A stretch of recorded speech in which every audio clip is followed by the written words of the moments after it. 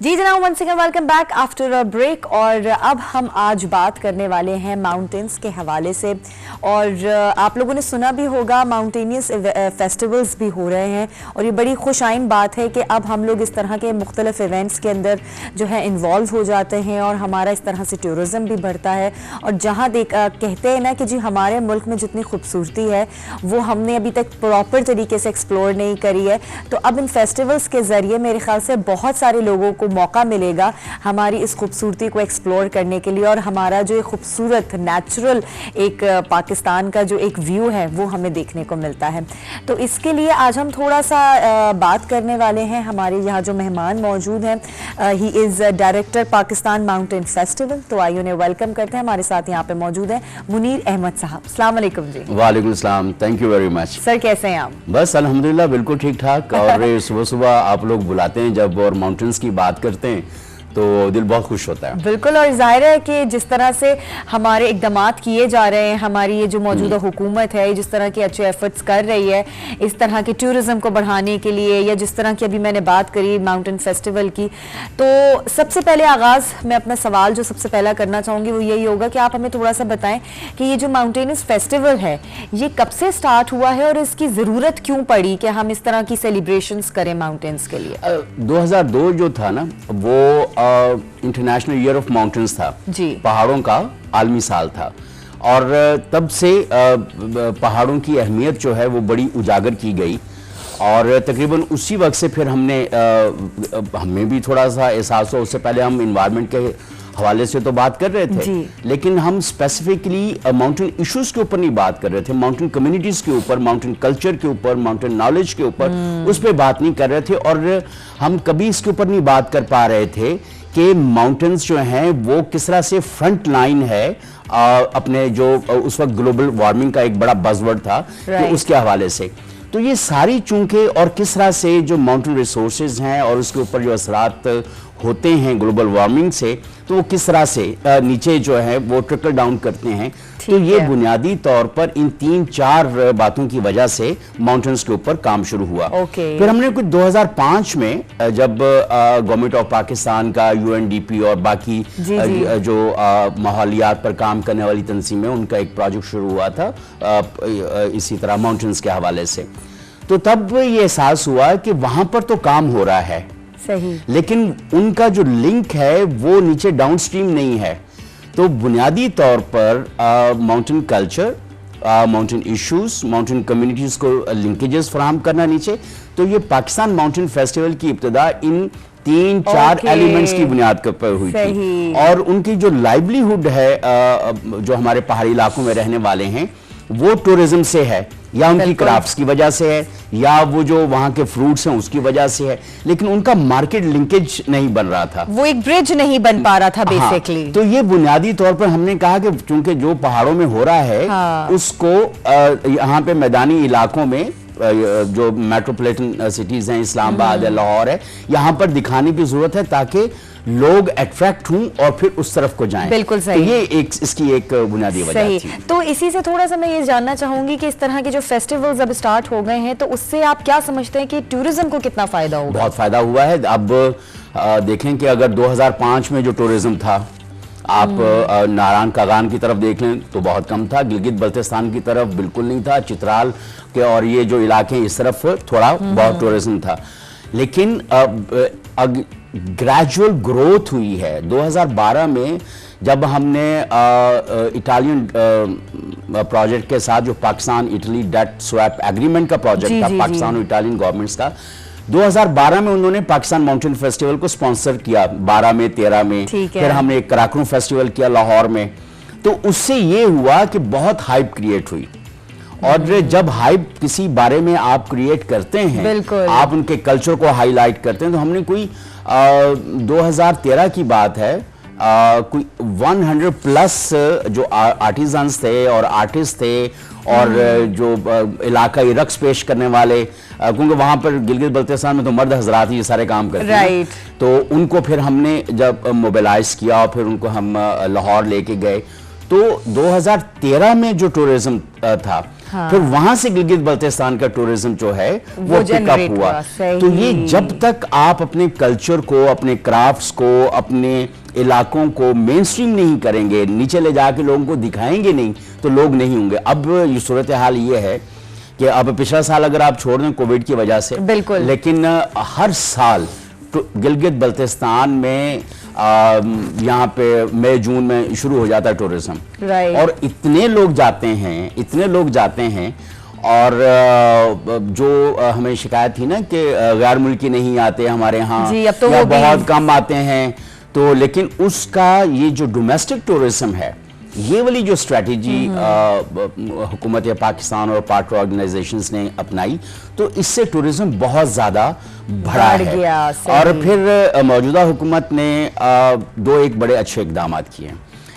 ये जो visa on arrival वाला किया है ना बहुत सारे मुल्कों के लिए, ऑनलाइन आप अप्लाई करें एंड यू गेट वीजा।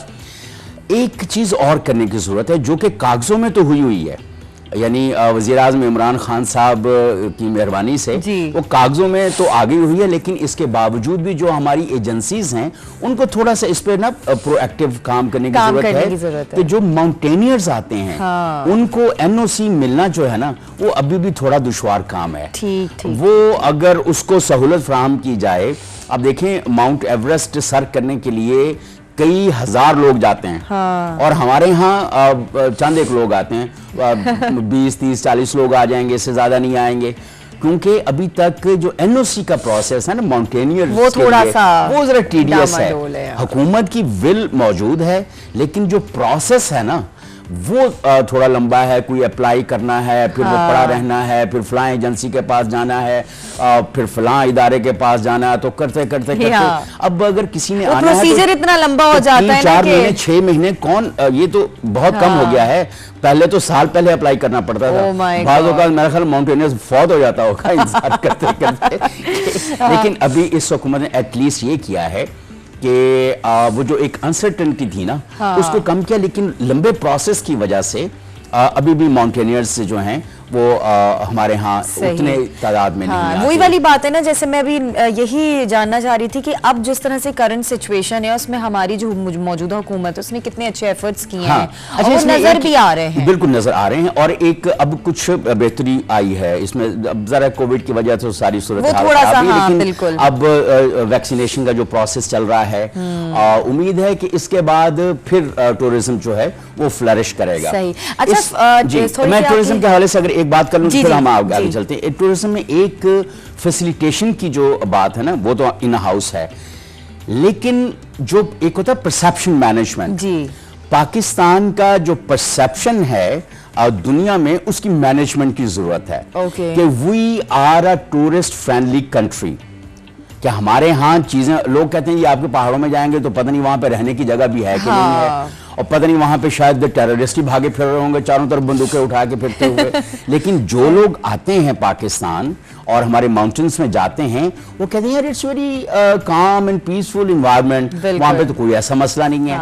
अब कई हमारे दोस्त साहब, तो ये जो पाकिस्तान की परसेप्शन मैनेजमेंट है ना, गवर्नमेंट काफी कोशिश तो हो रही है, लेकिन इस काम को ज्यादा बढ़ाने और ज्यादा इंटीग्रेटेड और कंसिस्टेंटली परसेप्शन मैनेजमेंट की जरूरत है। बिल्कुल, और वही वाली बात कि हम नॉर्मली टूरिज्म को तो प्रमोट कर ही रहे होते हैं, और अब अच्छे अच्छे इकदाम किए जा रहे हैं, मुख्तलिफ इवेंट्स हो रहे हैं, लेकिन जो स्पेसिफिक माउंटेन एरियाज हैं वहां पे टूरिज्म को बढ़ाने के लिए हमें थोड़े से और एफर्ट्स करने चाहिए। बिल्कुल, वो उसमें जाहिर है कि एक तो आपके यहाँ फ्लाइट्स का बड़ा मसला रहता है, जो सबसे बड़ा मसला है कि अभी कोई एक और भी इन्होंने डोमेस्टिक एयरलाइन शुरू की है, लेकिन उसके बावजूद हमारे एयरक्राफ्ट्स हैं।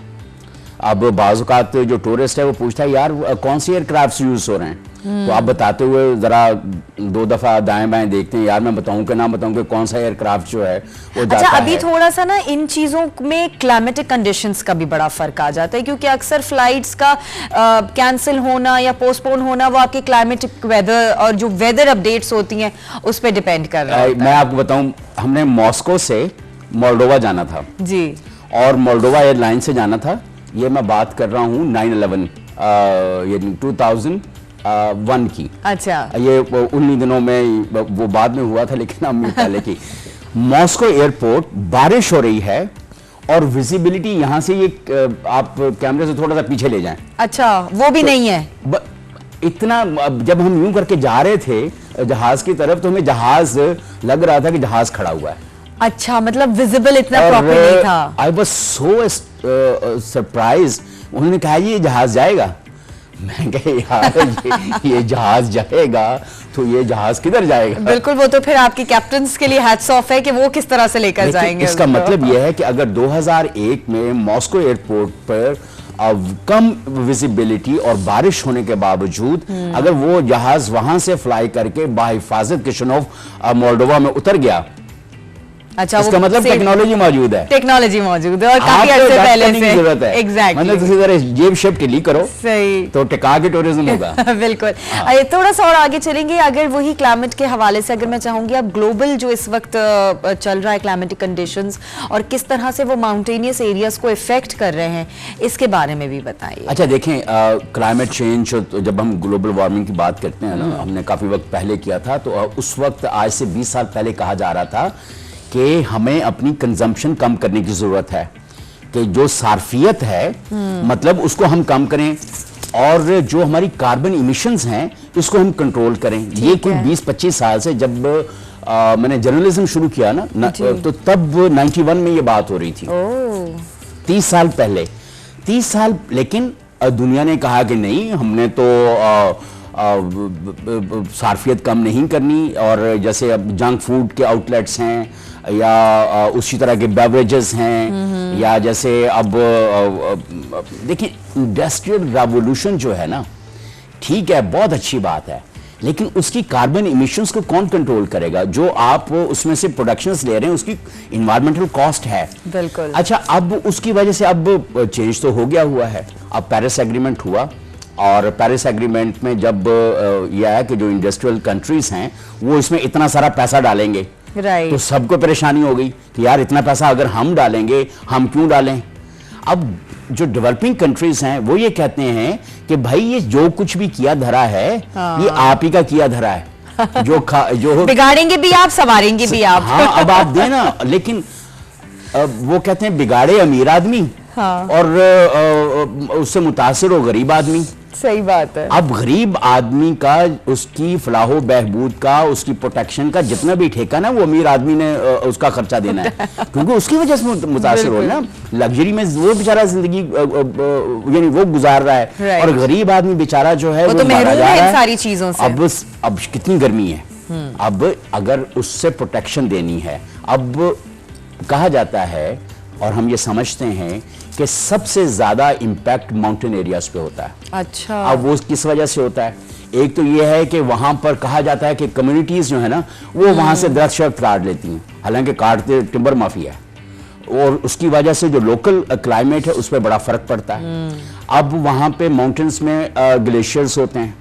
जब आप माउंटेन एनवायरनमेंट को चेंज करते हैं, उनके हैबिटेट्स बदलते हैं, इकोसिस्टम्स बदलते हैं, तो उसका नतीजा ये होता है कि जो इसका क्लाइमेट का इम्पैक्ट जो है वो ज्यादा होता है, ग्लेशियर मेल्ट ज्यादा होता है, उसकी वजह से ग्लो फिनोमेना आता है, लेक्स बनती हैं, और जब उसमें लेक्स में पानी ज्यादा भर जाता है तो वो टूटती हैं, वो सीधा वो सिलसिला चल रहा है। तो अब नतीजा ये है कि इससे तो हमें अब हम कोई जो इंटरनेशनल जो वेदर पैटर्न में जो तब्दीली है उसको तो हम नहीं रोक सकते, लेकिन हम ये जरूर कर सकते हैं कि उस इम्पैक्ट को कम करने के लिए एक तो वहाँ का जो नेचुरल रिसोर्सेज हैं या जिसमें से वेजिटेशन है, फॉरेस्ट है, या इकोसिस्टम्स जिनको हम कहते हैं, उनको इंटैक्ट रखने की कोशिश करें, कि हम उसको जो खराब करने की कोशिश कर रहे हैं उनको हम रोकें। अब सिर्फ एक टिम्बर माफिया नहीं है कि जो इसको कर रहा है, अब पॉपुलेशन इतनी बढ़ती जा रही है। हम लोग पूरी दुनिया में पॉपुलेशन कंट्रोल करने की बात कर रहे हैं, उस पर कोशिश कर रहे हैं, बड़ी एफर्ट्स हैं।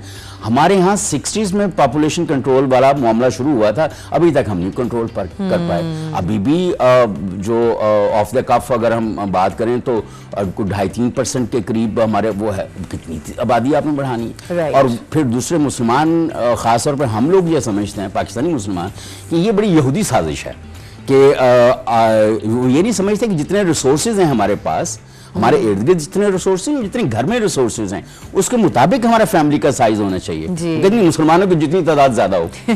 अब मैं एक बाज़ एक क्वेश्चन करता हूँ कि अनपढ़ और अनस्किल्ड कितने हमें मुसलमान चाहिए? बस थोड़े से हूँ, पढ़े लिखे हूँ और बिल्कुल ज़ाहिर है आने वाली जिंदगी में फिर के मुताबिक अब उसकी वजह से ये है कि वो फिर रिसोर्सेज को कंज्यूम करने के लिए वहाँ पे हाउसिंग का एक बड़ा ज़ाहिर है उनको भी चाहिए। अब जब से टूरिज्म बढ़ाया ना तब से जो हाउसिंग माफिया है ना जी, उन्होंने बड़ा इसके अंदर रोल प्ले किया। उन्होंने जंगलात शंगलात जो भी माउंटेन के ऊपर थे काट के वहाँ पे अपार्टमेंट्स बन रहे हैं, रिजॉर्ट्स बन रहे हैं, चीज़ें बन रही हैं। अब वो जितना कुछ भी बन रहा है वहाँ पर, एक तो इन्वायरमेंटल कॉस्ट वो आ रही है ना, जो दरख्त काट रहे हैं, वेजिटेशन क्लियर हो रही है माउंटेन्स, और लेकिन जब उसको इस्तेमाल करते हैं, अब बंदा जाएगा तो उसने बहुत सारी उसकी अपनी सॉलिड वेस्ट भी है, फिर म्यूनिसिपल वेस्ट भी है, अब वो प्रॉपर नहीं मैनेज हो पा रही।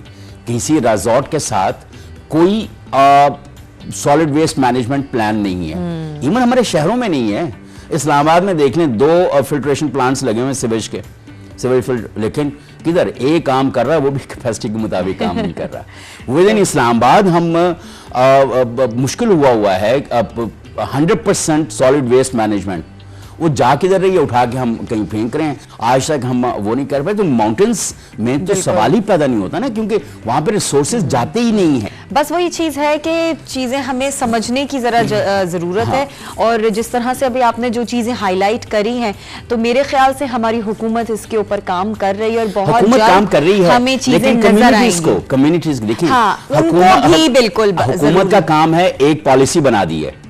जैसे ATV ने एक पॉलिसी बना के आपके प्रोड्यूसर को आपको बता दिया कि भाई ये करना है, और हमने उसे फॉलो करना है, आपने फॉलो करना है ना, राइट। अगर आप फॉलो नहीं करेंगी, आपके प्रोड्यूसर फॉलो नहीं करेंगे, आपके कैमरामैन और आपका ये जितना भी क्रू है, पूरी एक इतनी बड़ी ह्यूज टीम, अगर ये सारी चीजें नहीं वो करेंगे, तो हु इज रिस्पॉन्सिबल? सही बात है, और हम ही जवाबदेह हो जाएंगे आगे जाके। Management is not responsible, we are responsible, कि जो यहाँ पे बैठे हैं, जो कर रहे हैं, अगर हम अपना अपना काम नहीं करेंगे तो इसी तरह से हर शोबे के अंदर हम हर वक्त कह रहे होते हैं हुकूमत ये नहीं कर रही, हुकूमत वो नहीं कर रही।